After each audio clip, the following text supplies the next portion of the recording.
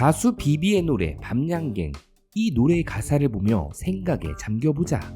떠나는 길에 네가 내게 말했지. 이 부분은 남자가 여자에게 이별을 통보하는 순간을 그리고 있다. 떠나는 길, 헤어지는 마당에 이 말만은 꼭 해야겠다는 남자의 굳은 의지가 느껴진다. 다신 안 볼 사람에게 굳이 한마디를 덧붙인다는 것은 수정 보완해야 할 부분을 제시해 줌으로써 그녀가 향후 발전을 도모하길 응원하는 것이다. 따라서 저 뒤에 나올 말은 진심에서 우러나왔을 확률이 대단히 높다. 이런 관점에서 뒷부분을 살펴보자. 너는 바라는 게 너무나 많아. 이를 통해서 우리는 그동안 여자가 남자에게 상당히 많은 요구를 해왔다는 것을 알 수 있다. 하지만 뒤에 이어지는 가사에서 여자는 이와는 정반대의 대답을 내놓는다. 아니야, 내가 늘 바라는 건 하나야. 한 개뿐이야. 달디단 밤양갱. 그런데 과연 그녀는 밤양갱만을 바랬을까? 요구사항이 많았다며 토로하는 남자와 밤양갱밖에 바란 게 없다는 여자. 과연 누구의 말이 진실일까? 연애라는 공통 경험에 대해 상호 대립적 의견이 나타났다. 이럴 때는 객관적인 시야를 유지한 채 정황을 살펴보아야 한다. 다행히 가사에서 당시의 정황을 알 수 있는 단서를 발견할 수 있었다. 상다리가 부러지고 둘이서 먹다 하나가 쓰러져 버려도 나라는 사람을 몰랐던 너. 이 부분은 밤양갱과 대조되는 것을 상징한다. 밤양갱이 소박하게 챙겨주는 따뜻한 마음을 상징한다면 상다리가 부러질 만큼 둘이서 하나가 쓰러질 만큼은 그만큼 맛있는 음식, 즉 물질적이고 세속적인 가치를 담고 있는 것들을 상징한다고 볼 수 있다.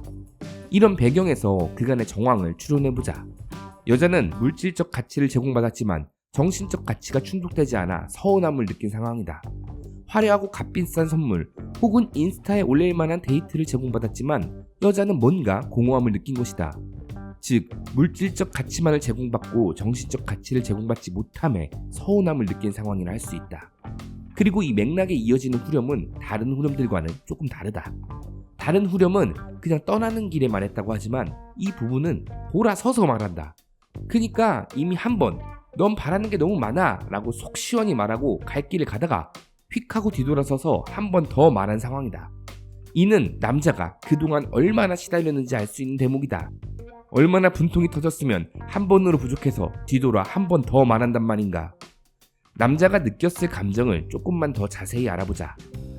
너는 바라는 게 너무나 많아. 잠깐이라도 널 안 바라보면 머리에 불이 나버린다니까. 잠깐이라도 안 바라보면 머리에 불이 난다? 이는 두 사람이 평소 어떻게 연락하고 지냈는지를 알게 해준다. 잠깐이라도 여자에게 연락을 소홀히 하거나 집중하지 못하는 모습을 보이면 머리에 불이 날 만큼 여자가 쏘아붙였다는 말이다. 여기까지 내용을 토대로 밤양갱 가사가 보여주는 상황을 살펴보면 다음과 같다. 설레는 마음으로 연애를 시작한 두 남녀. 여자는 남자가 본인에게 잘해준다고 생각했지만 마음 한켠이 허전하다. 그가 사주는 맛있는 음식, 비싼 선물은 그녀에게 중요하지 않았다. 그녀는 남자가 자신에게 좀 더 관심을 주고 예뻐해주고 보듬어주길 바랬다. 남자에게서 물질적 가치보다 정신적 가치를 느끼고 싶었던 것이다. 그래서 그녀는 남자에게 집착을 했다. 연락을 좀 더 자주 해주길 바랬다. 그녀는 이게 뭐 대단한 것을 바란다고 생각하지 않았다. 그냥 아무 때나 쉽게 사줄 수 있는 밤양갱처럼 관심이 있다면 쉽게 해줄 수 있는 것이라 생각했다. 하지만 남자는 달랐다. 남자는 그녀를 만날 때마다 잘해줬다. 맛있는 것만 사줬고 여자들이 좋아할 만한 선물을 사줬다. 그런데도 그녀는 계속해서 뭔가 바라는 눈치였다. 웬만한 건 다 해줬다고 생각했는데 자꾸만 부족한 듯 요구사항이 많았다. 표현을 더 해달라. 아침에 일어나면 일어났다고 말해달라. 밥은 뭐 먹었는지, 친구랑 어디 갔는지. 군대에서 직속 상관한테도 이렇게까지 보고하진 않는다. 그녀는 뭘 얼마나 더 원하는 걸까? 그녀에게 해줄 수 있는 건 다 해줬는데 진짜 바라는 게 너무 많다. 지친다. 헤어져야겠다. 어떠한가 위의 상황은 주변에서 흔히 볼 수 있는 남녀의 이별 과정이다.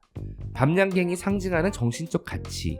여자는 이것만을 바랬다고 하지만 남자는 상다리가 부러져도 라고 표현이 되는 물질적 가치에다가 자신의 정신적 가치를 담아가지고 주었다. 하지만 여자는 이걸 잘 못 느낀다고 하니까 남자는 답답할 뿐이다.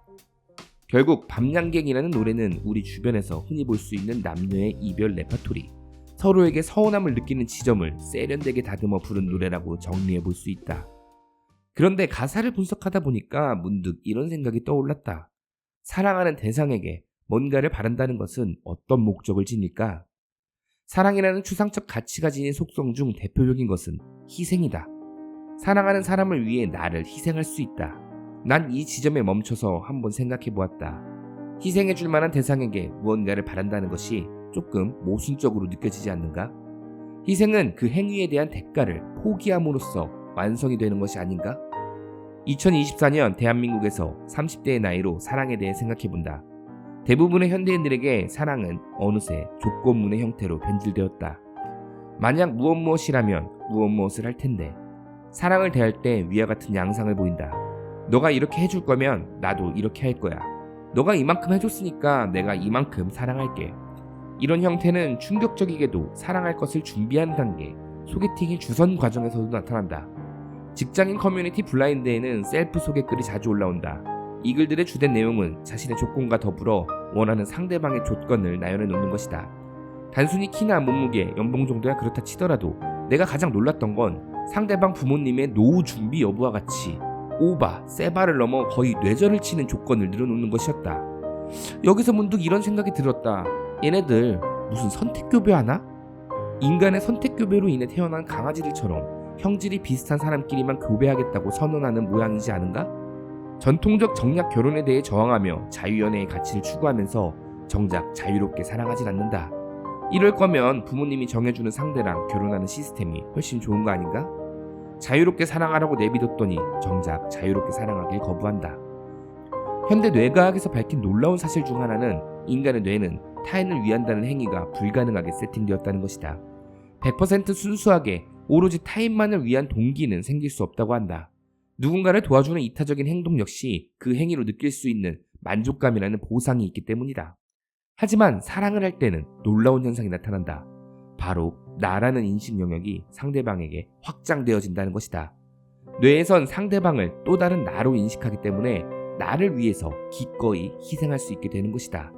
이런 배경에서 현대인들을 바라보자. 현대인들의 사랑에서 나타나는 좌절과 괴로움의 근본적 원인은 나에게 있지 않을까? 현대인들이 스스로를 사랑하는 법을 잊어버렸기에 뇌에서 나로 인식하는 상대방에게 많은 조건을 요구하게 되는 게 아닐까? 마치 스스로에게 요구하는 것처럼 말이다. 과열된 경쟁에서 남들과 비교당하며 굴욕감을 맛본 경험들, 따뜻한 시선으로 바라보던 세상에게 배신당해본 경험들, 즐거운 마음으로 어울렸던 사람들에게 실망했던 경험들, 이 경험들 위에 올라선 나라는 존재는 스스로를 혼내고 있다. 나는 이런 취급을 받는 잡놈밖에 안 되는구나 라고 결론을 짓고 스스로를 무시한다. 뇌에서 이루어지는 사랑의 메커니즘에 따르면 스스로를 혼내고 무시하는 태도는 사랑하는 사람에게 확장되어진다. 혼나지 않기 위한 조건을 상대방에게 설정한다. 이곳에 있는 것을 과연 사랑이라고 말할 수 있을까? 어쩌면 대한민국 저출산, 높은 이혼율의 원인은 스스로를 혼내기만 하는 우리 자신에게 있지 않을까? 누군가에게 밤양갱을 바라기 전에 스스로에게 밤양갱을 먼저 사주는 것이 옳지 않을까? 여러분들의 생각은 어떠세요?